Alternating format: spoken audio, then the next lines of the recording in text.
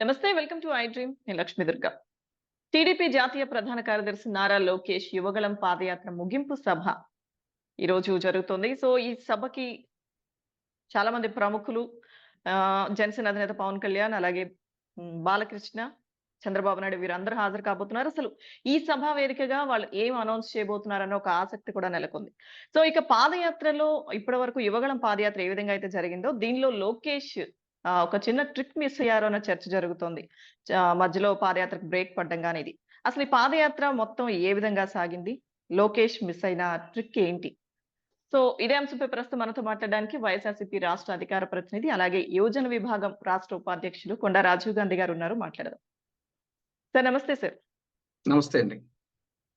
Sir, Yuvagalam ముగింపు సభ ఈరోజు జరుగుతుంది. సో, సభ విషయం కొద్దిసేపు మనం పక్కన పెడితే గనక, పాదయాత్ర 400 రోజులు అనుకున్నారు. 226 రోజులకి ముగించేశారు.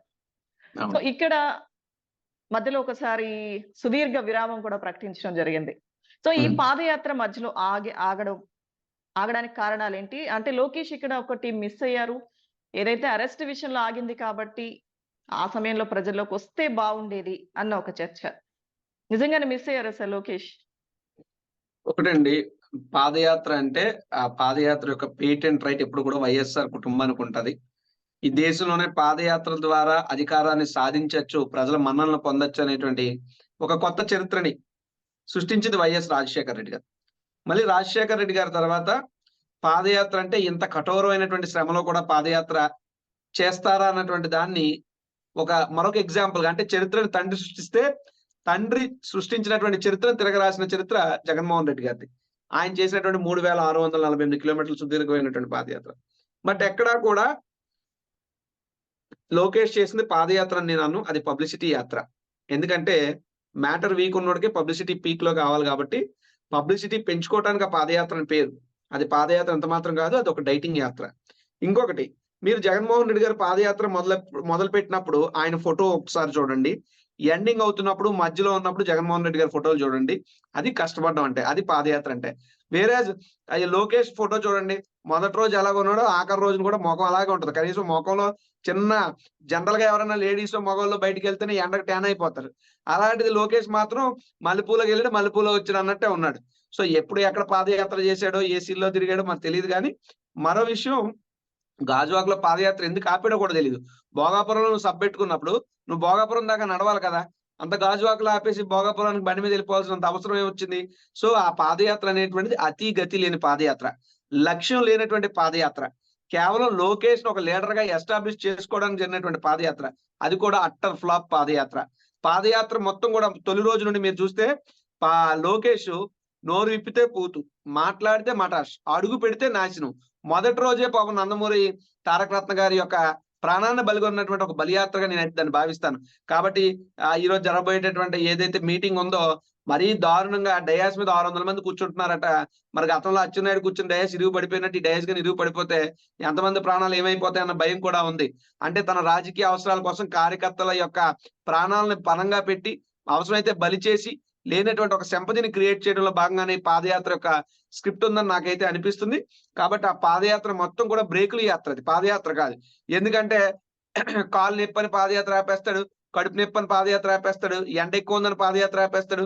నాకు తెలిసి భూ ప్రపంచం మీద రాజకీయ నాయకుడు చేసిన పాదయాత్రలో రాత్రి 7 గంటలకు మొదలై 11 గంటలకు ఆగిపోయిన పాదయాత్ర నారా లోకేష్ దే. పొద్దున్నంతా ఎండకు భయపడి కూడా పాదయాత్ర ఉదయం పూట చేయలేనటువంటి ఒక చేతకాని దద్దమ్మ చేసినటువంటి యాత్రగా నేను దాన్ని అభివర్ణిస్తాను. అయితే చంద్రబాబు అరెస్ట్ నేపథ్యంలో ఆ సమయంలో ఆయన బ్రేక్ తీసుకోకుండా జనాల్లోకి వెళ్ళి ఉంటే ఎక్కువ సానుభూతి ఆయనకి వచ్చేది, ఎక్కువ మద్దతు కూడా ప్రజల నుంచి వచ్చేది అని కూడా ఒక ప్రశ్న వస్తుంది రాజు గారు. నిజంగా వెళ్ళుండాల్సిందంటారా? అంటే నిజమైనటువంటి నాయకుడు అయితే వెళ్తాడు. ఇప్పుడు రాజశేఖర రెడ్డి గారు ఉన్నారండి. రాజశేఖర రెడ్డి గారు మరణానంతరం జగన్మోహన్ రెడ్డి ఢిల్లీ వెళ్ళలేదు, ప్రజల్లోకి వెళ్ళాడు. ఢిల్లీ పీఠాన్ని ఎదిరించాడు, నాయకుడిగా నిలబడ్డాడు. అదే చంద్రబాబు నాయుడు అరెస్ట్ లో ఈ లోకేష్ ప్రజల్లోకి వెళ్లకుండా ఢిల్లీ వెళ్ళాడు. ఎందుకు వెళ్ళాడు? ఆయన తండ్రి దొంగ కాబట్టి, దొంగతనం చేసి, అవినీతి చేసి, అక్రమాలు చేసి దొరికిపోయి జైల్లో చెప్పకూడదు తింటున్నటువంటి తన తండ్రికి బెయిల్ తెప్పించుకోవడానికి ఢిల్లీ పెద్దల చుట్టూ కాళ్ళు అరిగేలా తిరిగి వాళ్ళ కాలు పట్టుకుని వేలాడాడు. ఒకటి. రెండవది ఇతను కూడా ఫైబర్ గ్రిడ్ అనేటువంటి స్కామ్ లో ఇన్వాల్వ్ అయ్యాడు కాబట్టి ఖచ్చితంగా లోకేష్ కూడా అరెస్ట్ అయ్యే అవకాశాలు ఉన్నాయి కాబట్టి ప్రజల్లోకి వస్తే ఇక్కడ ఆంధ్ర పోలీసులు ఆంధ్ర సిఐడిని అరెస్ట్ చేస్తారన్న విషయం తెలిసినటువంటి లోకేష్ ఆంధ్రాకి రాకుండా ఢిల్లీ పారిపోయి ఢిల్లీలో తలదాచుకుని అక్కడ కేంద్ర ప్రభుత్వ పెద్దల కాళ్ళు పట్టుకుంటూ కాళ్ళు పిసుకుంటూ అక్కడే కాలం వెళ్ళబుచ్చాడు. వాళ్ళ నాన్నకి బెయిల్ వచ్చినంత వరకు కూడా ఆంధ్రప్రదేశ్ రాష్ట్రంలో అడుగు పెట్టలేనటువంటి పరిస్థితి. కాబట్టి ఖచ్చితంగా రోడ్ల మీదకి వస్తే ప్రజల్లో పలచనైపోతాడు. లేదు ఢిల్లీలో ఉంటే దొంగ పారిపోయాడు అనేటువంటి ముద్ర వస్తది. రెండిట్లో ఏది బెటర్ అంటే ప్రజల్లోకి వెళ్ళి పలచనయ్యే కంటే దొంగ మా నాన్నలుగా దొంగను ముద్రపడింది, తర్వాత దొంగ నేనేం ముద్రపడినా తప్పేం లేదు అన్నట్టు ఢిల్లీలోనే ఉండిపోయి లాబింగ్లు చేసుకున్నాడు తప్ప ప్రజల్లోకి రాలేదు. ప్రజల్లోకి ఎవడు రాగలడు? నిజాయితీ పరుడు రాగలడు, నాయకుడు రాగలడు, ధైర్యవంతుడు రాగలడు. ప్రజల్లోకి వచ్చే ధైర్యం లేనటువంటి ఒక పిరికి పంద లోకేష్ కాబట్టి ఢిల్లీలో తలదాచుకున్నాడు ఆ సమయంలో. అయితే అక్రమ కేసులు అవి ఇవి అంటూ మాట్లాడారు కదా సార్. అయితే మరి అట్లాంటప్పుడు అవేదో జనాల్లోకి వెళ్ళి చెప్పొచ్చు కదా అని కూడా అనుకుంటున్నారు. మరి అంతే కదండి. నిజంగా ఎవరైతే చంద్రబాబు నాయుడు ఉన్నాడో స్కిల్ డెవలప్మెంట్ వ్యవహారంలో 100 కోట్లు దారి మళ్లించాడు అన్నటువంటి విషయం క్లియర్ గా కనబడిపోతుంది. చంద్రబాబు నాయుడు గారికి బెయిల్ వచ్చి ఉండొచ్చు కాక, కానీ ఆ యొక్క కేసులో ఖచ్చితంగా చంద్రబాబు నాయుడుకి శిక్ష పడి తీరుతుంది. అందులో డౌట్ ఏం లేదు. బెయిల్ ఆల్రెడీ వెళ్ళి పట్టుకుని బెయిల్ తెచ్చుకున్నాడు అంతే తప్ప ఇంకొకటి కాదు. చంద్రబాబు నాయుడు చేసిన అవినీతి ఆధారాలతో సైతం ప్రజలందరికీ అర్థమైంది కాబట్టి ప్రజల్లోకి వస్తే మరింత వ్యతిరేకత రావటమో లేదు అంటే ఇంకో కేసులో ఆయన ఇరుక్కుని లోపలికి వెళ్ళటమో ఇటువంటి 2 ఆస్కారాలు ఉన్నాయని చెప్పి భయపడి ఢిల్లీలో తలదాచుకున్నాడు. వాళ్ళ నాన్న బయటకు వచ్చాక మళ్ళీ ఇతను ఏదో తూతూ మంత్రంగా చేశాడు. నాకు ఇప్పటికే అర్థం కాదు. ఒక్క రోజులో ఈ రోజు ఎలమంచిలో ఉంటాడు, మరుసటి రోజు పెద్దొత్తు వచ్చేస్తాడు, నెక్స్ట్ రోజు గాజువాకు వచ్చేస్తాడు. అసలు ఎలా ఒక రోజు మనిషిలా నడిచేయగలడు? ఓన్లీ కాళ్ళకి స్కేటింగ్ బూట్లు పెట్టుకుంటేనే మాత్రమే లోకేష్ ఎంత స్పీడ్ గా నడవగలడు ఏ మనిషి అయినా. లేదా ఏదైనా కారు ఎక్కి పారిపోతుంటేనే ఎంత స్పీడ్ గా వెళ్ళగలడు తప్ప మనిషి అన్నాడు ఎవడో కూడా ఈ నియోజకవర్గంలో ఇంత షార్ట్ స్పాన్ లో నడవటం అనేటువంటిది అసంభవం. సో అయితే ఫైనల్లీ 400 రోజులు పాదయాత్ర అనేది 226 రోజులకి ముగించడానికి ఏమైనా కారణాలు ఉన్నాయి అనుకుంటున్నారా మీరు? లోకేష్ అనే వ్యక్తి హాఫ్ నాలెడ్జ్ ఫెలో పొలిటికల్ గా. ఆయన చేసే పనులన్నీ కూడా సగం సగం పనులే ఉంటాయి. పూర్తిగా ఏ పని చేయడం చేతగానోడు కాబట్టి మరొక 200 రోజులు కానీ ప్రజల్లో నడిస్తే ఇంకా ప్రజలు చీకొట్టే అవకాశం ఉంది కాబట్టి వాళ్ళ నాన్న బతిమలాడించుకుని ఆ పాదయాత్ర ఆపించాడని నాకు ఉన్నటువంటి ఇన్ఫర్మేషన్. ఎందుకంటే రోడ్డు ఎక్కి అసలు డెంగ్యూ అంటే బూతి మాట్లాడతాడు, మంగళగిరి అనమాట మందలగిరి అని అంటాడు, 15,000 ఇంటూ 3 అంటే 90,000 అంటాడు. ఈ దిక్కుమాల లెక్కలు ఎక్కడ నేర్చుకున్నాడో, ఈ అక్షర జ్ఞానం లేదు, లెక్కలు రావు, రాజకీయ పరిస్థితులు తెలియవు, ఏ విధమైనటువంటి వ్యవహార శైలి చేయాలో తెలియదు. ఇటువంటి వ్యక్తిని గుదిబండను మోసినట్టు మోస్తుంది ఆ తెలుగుదేశం పార్టీ. కాబట్టి అలా కార్యకర్తలే నాయకులే చంద్రబాబుకి చెప్పారంట, బాబు ఈ గుదిబండను ఎంతకన్నా మేము మొయ్యలేం, ఇమీడియట్ గా ఈ పాదయాత్ర ఆపించేసి ఇంటికి తీసుకెళ్లి గదిలో పెట్టుకోండి, ఇంకా రోడ్డు ఎక్కి తిరిగితే మన పార్టీ పాతాళంలోకి వెళ్ళిపోవడం కన్ఫర్మ్ అంటే గత్యంతరం లేక గాజువాకలు ఆపేసి భోగాపురంలో మీటింగ్ పెట్టి ఈ రోజుతో క్లోజ్ చేస్తున్నారు.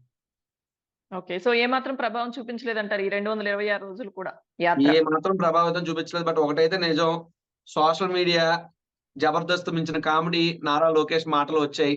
ఆ ఒకటి ప్రజలు నవ్వుకోవడానికో ఒక స్ట్రెస్ బస్టర్ లానో ఈ పాదయాత్ర అనేటువంటిది ఉపయోగపడింది తప్పితే ప్రజల సమస్యలు తెలుసుకోవడానికి ఎక్కడా పాదయాత్రలో లేదు. కేవలం ఫోటో స్టంట్లు తప్పితే 5 నిమిషాలకు పాయింట్ ఏంటో నాకు అర్థం అవుతుంది. ఎక్కడట ఒక జంక్షన్ లో వస్తాడట, అక్కడ 5 నిమిషాల్లో ఆటో డ్రైవర్లతో మాట్లాడేస్తాడట, మళ్ళీ అదే 5 నిమిషాల గ్యాప్ లో ఇంకో దగ్గరికి వెళ్ళిపోదట. నువ్వు 5 నిమిషాలు నడడానికే పడుతుంది మినిమంలో మినిమము. నువ్వు వీళ్ళతో మాట్లాడేది ఎప్పుడు, నువ్వు నడిచేది ఎప్పుడు, నెక్స్ట్ పాయింట్కి వెళ్ళేది ఎప్పుడు? కేవలం మధ్యాహ్నం భోజనం విరామం మాత్రం 3.5 గంటలు తీసుకుంటున్నాడు. మిగతా అంతా కూడా 5 నిమిషాలు టైం ఇస్తున్నాడు. మరో విషయం ఏంటంటే వాళ్ళు చేసే ధర్నాలు కానీ ప్రోగ్రాంలు కానీ అన్ని 5 నిమిషాలు అంటే 300 సెకండ్లు. 7 గంటలకి లైట్లు ఆపాలి, 7 గంటల నుండి 7 గంటలు 5 నిమిషాలు అంటారు. లేదా 7 గంటలకి ట్రాఫిక్ లో హార్న్ కొట్టాలి, 7 గంటల నుండి 7 గంటలు 5 నిమిషాలు అంటారు. సో ఇవన్నీ కూడా కేవలం షో ఆఫ్ కి, సోషల్ మీడియా స్టంట్ కి, పేపర్ పబ్లిసిటీకి మాత్రమే ఈ యాత్ర అని చెప్పడంలో ఇదే ఎగ్జాంపుల్. కాబట్టి దీనివల్ల ఎవరికి ఉపయోగం అయితే జరగలేదు. ప్రజలు కూడా దీన్ని ఒక పాదయాత్రగా అయితే అభివర్ణించట్లేదు, దాన్ని ఆ రకంగా అంగీకరించట్లేదు ప్రజలు ఎవరు. Thank you sir. Thank you very much. నమస్కారం. Thank you.